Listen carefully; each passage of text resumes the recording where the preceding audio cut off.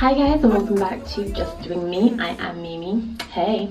So basically this is going to be a quick video about what you need to know if you're thinking of relocating and thinking of moving to Spain, how to get your paperwork in order, how the system works here. So yeah, if it's something that's on your mind, grab a pen and paper, take some notes, and make sure you check in the description box below, because I will have offices of where you can go. I will have documents that you need. I will basically have everything I'm talking about, but in more detail. So check the description box below, because that will have the information you need in more detail.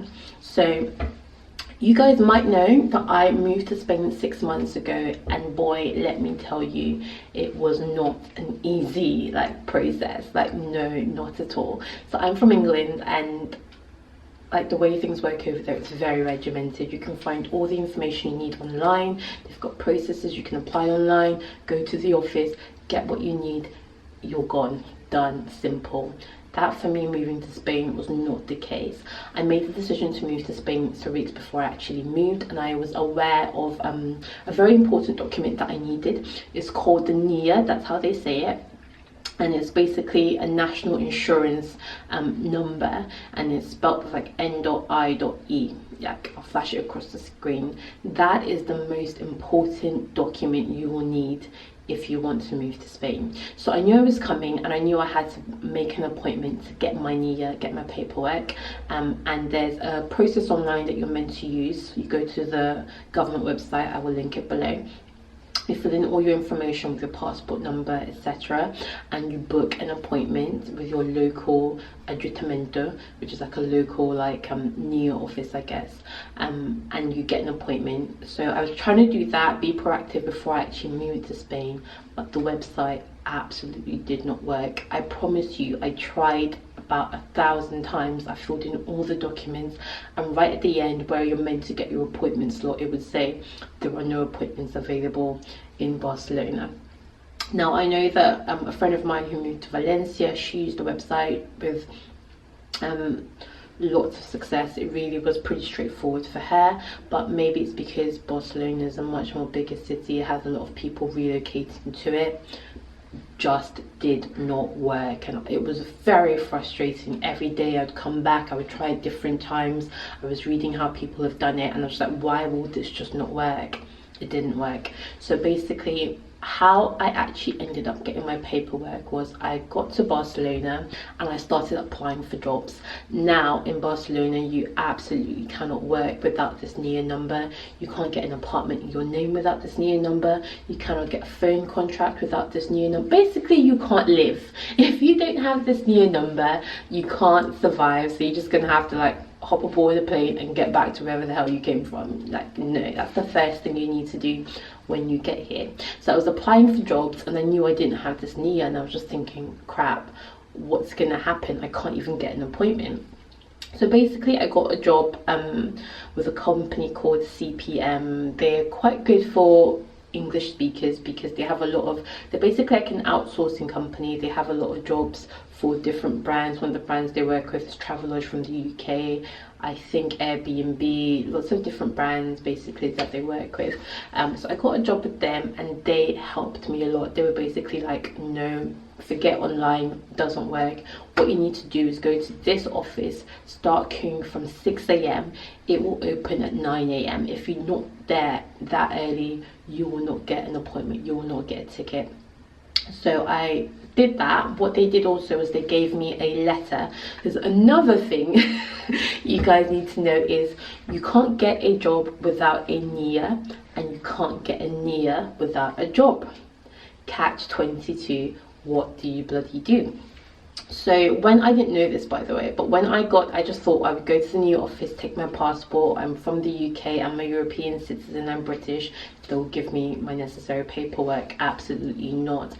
If you don't have a job or an offer from your company that they're going to give you a job once you get your paperwork, you're not getting your NIA. So basically it's a CPM company. They really helped me out. They basically like, look, go to this office, here's a letter from us saying that we are prepared to give you a job if they are prepared to give you your NIA. So I went to the NIA office the very next day. I think I went on a Friday, and I waited from 6 a.m. 3 hours, and this was winter, guys. It was not warm, it was absolutely cold. The queues were piling up. I was one of the first people there, thank God.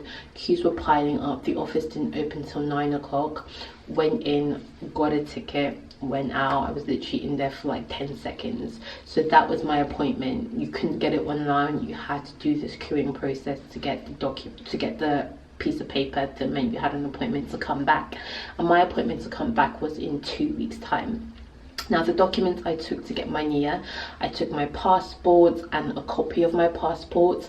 There's an online application that you get from the government website. I took that, filled it in. It's all in Spanish, so you will need, I'll provide maybe a link where there was a translation of the document, which is what I used to actually fill it in. I also took the work contract offer that CPM had given me. I took a copy of that as well. And I went, that's pretty much what I needed. So I needed the work contract offer, I needed my passport, and I needed the form. If there's anything I've missed out, check the description box, that will be detailed. And when I went back in 2 weeks, it was very straightforward. They gave me my NIA number, and they took the copies of all my documents. Now, what they did was they gave me a 3-month temporary NIA, because they don't give you a permanent one with just an offer to work. So because I didn't have an actual job contract, they just gave me a temporary one. And when I got my contract, I went back 3 months later and I showed everything on my paperwork again, and they then gave me a permanent NIA. But that temporary one, the number you have there is going to be the exact same number you get when you have your permanent one, and that's more than sufficient. That once you have that number, that's what you need to work, that's what you need to get a phone, that's what you need for pretty much everything. So that is how I got my NIA. If I hadn't had found a company that was willing to help me and guide me, I would probably have had to go straight back home. And you should know a lot of companies will not help you unless they like larger companies. Smaller ones, if you're looking for like waitressing jobs, they're not going to help you get your NIA.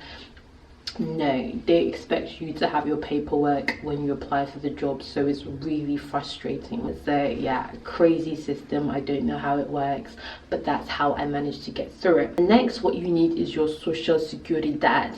Now for this, it's like your social security number. Again, quite a similar process, but there was no queuing, no like booking appointments. I basically walked into the office, sat down, waited for about 30 minutes. I had a ticket, and then I took my paperwork and I got it that same day. It was very straightforward. The documents you need for that again are your passport, you need your actual NIA, your temporary NIA, you need your job contract offer. Those are the 3 things I needed. Yep. If I missed anything, again, it will be down in the description box below. I walked in, I got my social security, and that was also something I needed to start my job. So you can't work here without your NIA and without your social security number. Good. Another thing you need to know is that you have to register for the healthcare here. And to register for the healthcare here, you have to have something called an empadronamiento. I know I did not say that right. Don't worry, I know I said it wrong. Your empadronamiento is basically proof that you live in Barcelona. So how you get this, again, you just go to your local office, government office, but I will link it below, and you take with you, I had to take with me proof of contract of where you live. So if you're not staying somewhere that has your name on the contract, which most likely you will not be if you've just moved to Barcelona, what you need is to have the contract owner, their ID, their contract, their like leasehold contract, whatever, not a leasehold, dear Jesus, their lease contract, their ID, and then there's a form that they download as well from the government website that says this person is living at this address under my contract. So, and you need also your NIA number, and you also need your passport. So again, it was very straightforward. I went to the office with all my paperwork in tow.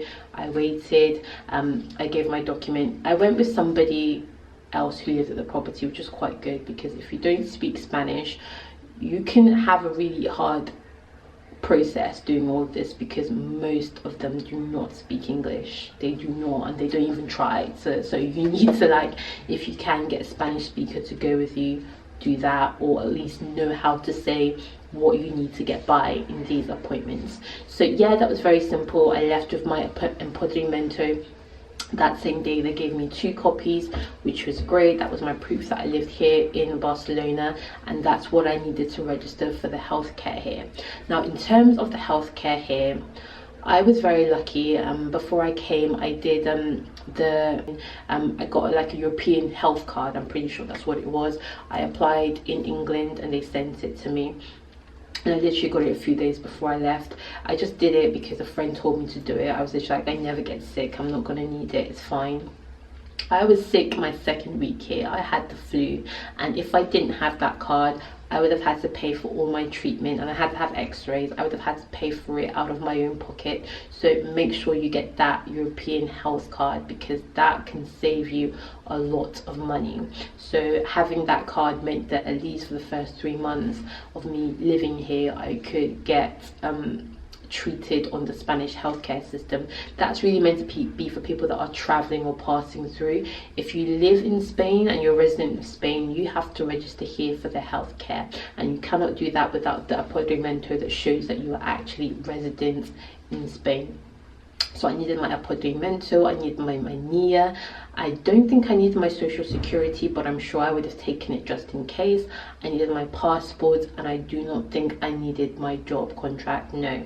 So again, I took all of this to my local, they call it CAPS, C-A-P-S, local CAP office, which is kind of like a GP back home. I went to like general practitioner, you know, clinic. It's like a clinic, and the nurse at the desk basically registered me. So within a month after I registered, actually that day they gave me a paper that showed that I was registered in the healthcare system, but the card actually didn't turn up until a month later, which is, I think, standard practice. They send it to your house that you've registered with. So again, proof that you live there. So that's another document that you need just in case you get sick. Another point you should note is that you will not be able to get sick pay with most jobs until you've lived in Spain for at least 6 months. So I'm just coming up to 6 months now, but all the days I've had sick leave, I've not been able to get paid for those days, because the government will not pay for anybody who hasn't lived in Spain for 6 months. I guess they don't want to pay for people who haven't contributed to the community. Now, that's not the general rule. If your company is happy to pay you from their pocket, they can, they will, but most companies will let the government pay you for sick pay. I believe for the first day you're sick, the government pays nothing. For the 2nd to 3rd day you're sick, the government will pay 50%. From the 4th day to the 10th day you're sick, the government will pay 70% of what you have. I think the average is of Barcelona, and then from 10 days to however long you're sick for, the government will pay 100% of that specific pay. It's not your salary, no, it's whatever the government average, whatever, I don't know what that amount is, but that's the only pays certain percentages. So again, they're doing that to stop people calling in sick. If you're just having like 1 day off work, you ain't getting paid. So it's better for some reason to be off for like 10 days. That's when you're going to get your full money. So yeah, that's something else that you need to know. So again, for me, when I started looking for apartments, I needed my NIA number, I needed my job contract, I needed my passport. So if you're looking to get an apartment in your name, those are the 3 documents you're going to need. If you're needing a phone contract, you will need your a procedimento that shows where you live, and you will need your NIA and you will need your passport. So these are the main documents you will need. I will link below the offices where you can get them, what documents you will need to get them, but basically you will need your passport for everything. Make sure you have copies of that. Make sure you have a European health card before you move here, otherwise that will be costly. Then make sure you get your NIA as soon as possible. If you can't get an appointment online, go to the local offices, get there at 6 o'clock, queue up, get an official appointment and get your NIA. You will need your social security number as well to get any job. Also need to register at the health clinic as well, just so that if you need treatment after 2-3 months of living here, you can get it, because after a while they will not accept your European health card anymore. So yeah, I hope that's helpful. If you have any questions, comment below. I'm more than happy to answer. I'm more than happy to give advice, and best of luck to you. I hope you do manage to relocate, and I hope you have a magical time here in Spain.